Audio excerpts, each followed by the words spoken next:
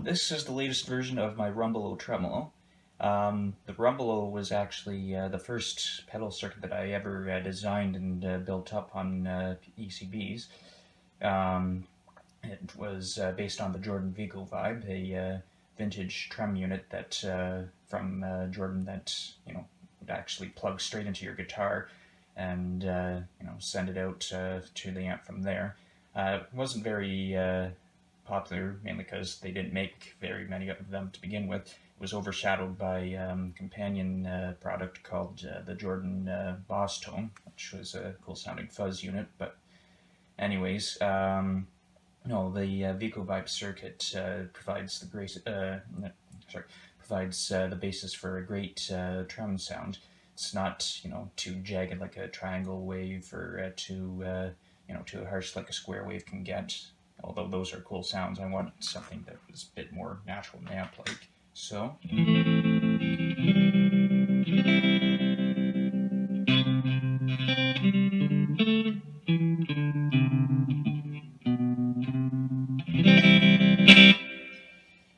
The gear I'm using today is my Strat.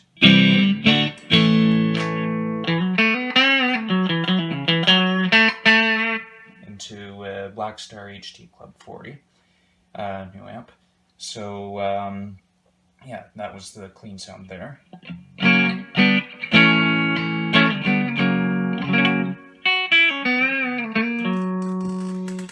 This has two independent trem channels in it, each with their own depth and rate controls. So this side is the faster side with the rate and the depth. This is the slower side, the rate and depth. And in the middle is volume for the boost. All the way down is more or less unity gain, but as you crank it up, you start getting more volume. With the depth of each channel rolled down, or well, they don't both have to be rolled down, but the current channel you're on, you can even use it as an independent boost. So.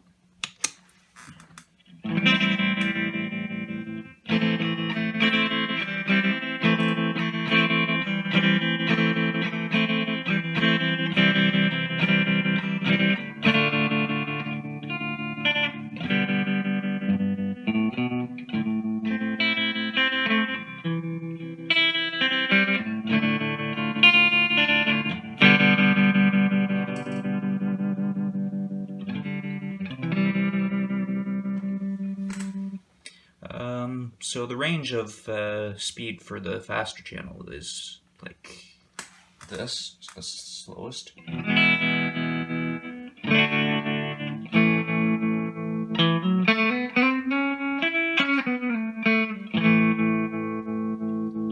So that's more like the slowest speed you'd get on an old-fashioned amp. Nothing too drastically slow. Just a steady pulse all the way up to.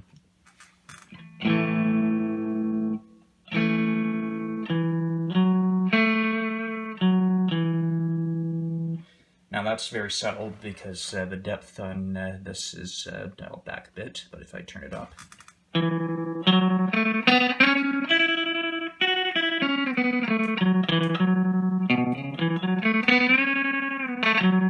if I move the depth up further.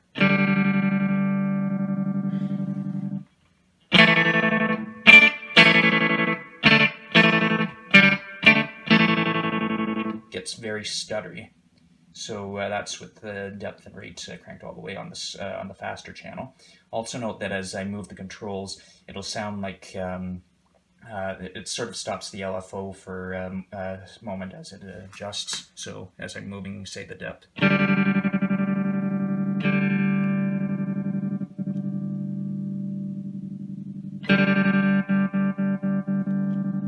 So it kind of takes a second to adjust itself. Just that seems to be one of the quirks of this circuit. Like I said, it's you know, vintage flavored, and vintage circuits often have these little quirks, which, you know, sometimes you got to adapt to it. I don't think that'll be a big deal because you're probably not going to be adjusting the knobs on the fly like that while you're playing, and even if you do,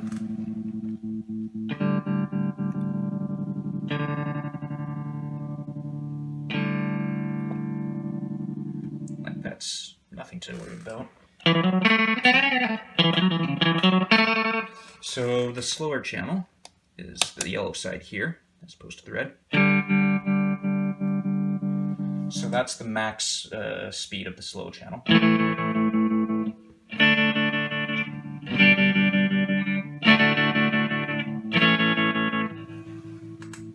The slowest speed.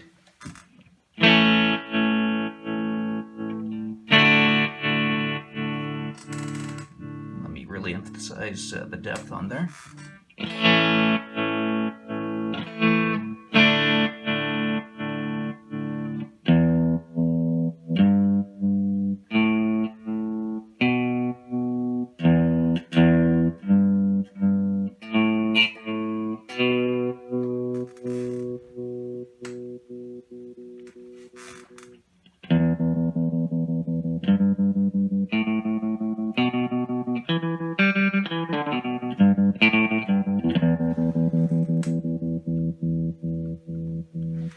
I may change the taper of the rate knobs just so that it's a little easier to dial in. Like I said, or I think I said at the start of the video, this is the prototype for the first one, although this one is for sale for anyone who's interested.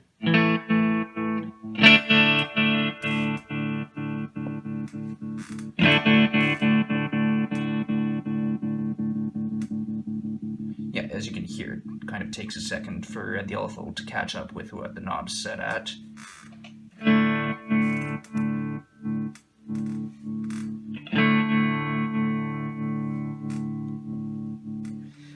And you have this to toggle between any speed at however you have on the fly. So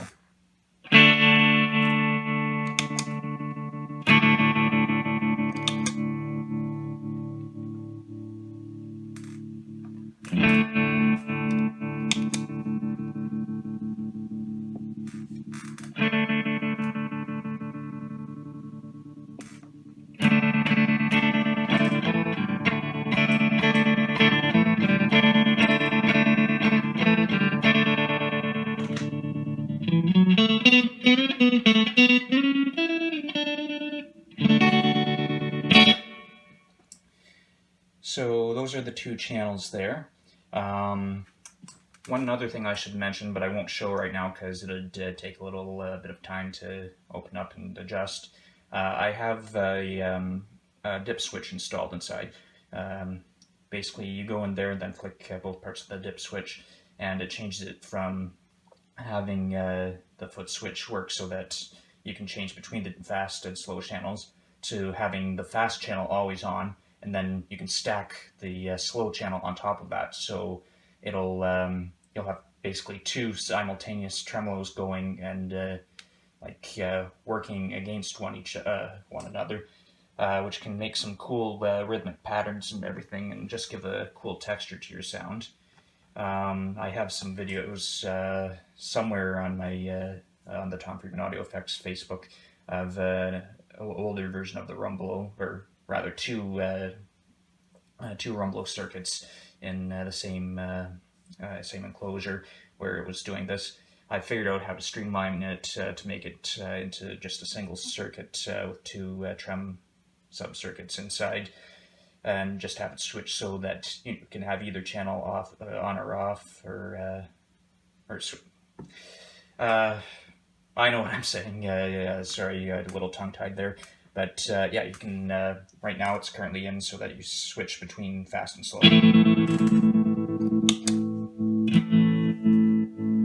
But if I have the dip switch on, it would suddenly, the old LED would be on, and then both channels would be active at the same time. So the volume would be modulating, twice as much at different speeds, depending how you have it lined up. Yeah, really cool for different textures. And then the last thing I'm going to show now, one of the last things rather, is this knob here. So I'm just going to turn the depth down for a second.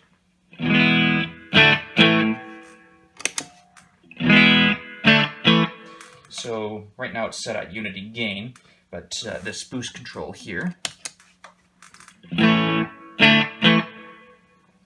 gets pretty loud.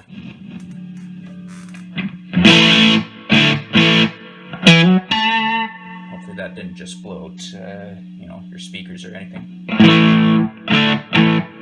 But it has a lot of gain on tap. It's Mosfet front-end boost, and it's great for compensating for any volume drops. I decided to make it so it's only really boosting the signal, so it doesn't really drop the sound at all, just because,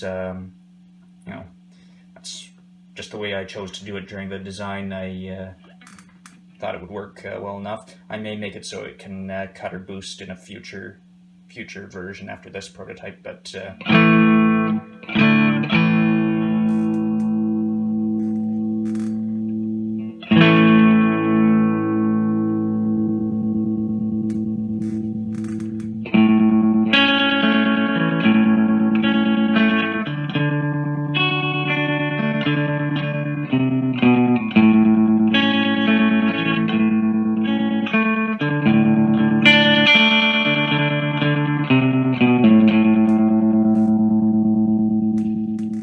obviously with the gain cranked up, there'll be more noise, but that's the same with any gain circuit.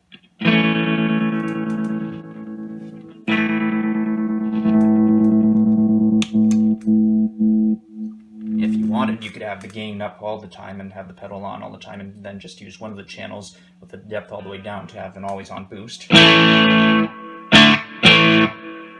then just switch over when you want the trem on.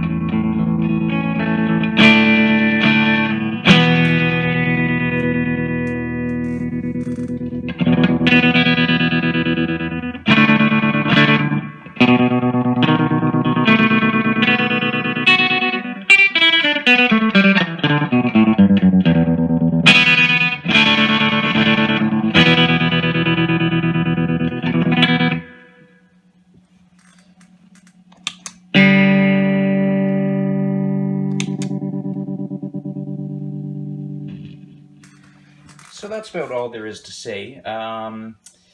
One last thing that's really specific to this prototype as opposed to future versions, or at least I hope so. I do have it figured out, but it's not a big deal, is when you first plug this in, just give it a second. On the red side,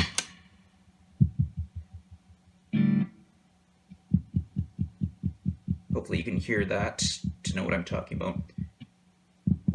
Yeah, so there's a bit of LFO noise that shows up when you first plug it in. I suspect it has something to do with one of the filter caps in here that just discharging and charging and discharging. But it goes away after a few seconds. But it's something to note if you're buying this one prototype. Just give it a few seconds before you use it after powering up your power supply and pedals and everything, and it'll be gone. Like, you can't even hear the noise anymore.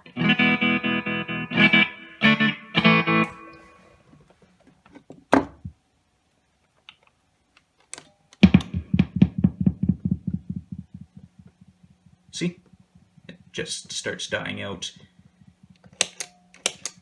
And it's only on the red side too. You can't hear it on the yellow side.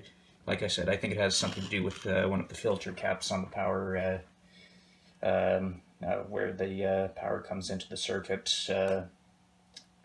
But no, it's only a minor concern. Like I said, it goes away after after about 30 seconds or so. Yeah, that's about all I have to say for this. I have a few more pedals that I might demo in a couple minutes, so I don't think I'll do too much more playing on this. I'll move on to the next ones. But yeah,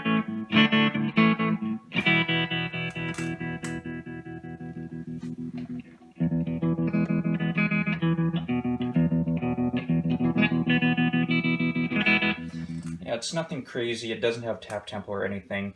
Partially because this circuit is very, very picky with the controls, which is why I decided to just make it so that there were two separate channels in there rather than make it so that the switch changed between controls. I don't want to get too technical into it. It's a very hard circuit to get sounding just right if you change too much, let's just say that. So, but the way I have it working now, it sounds great.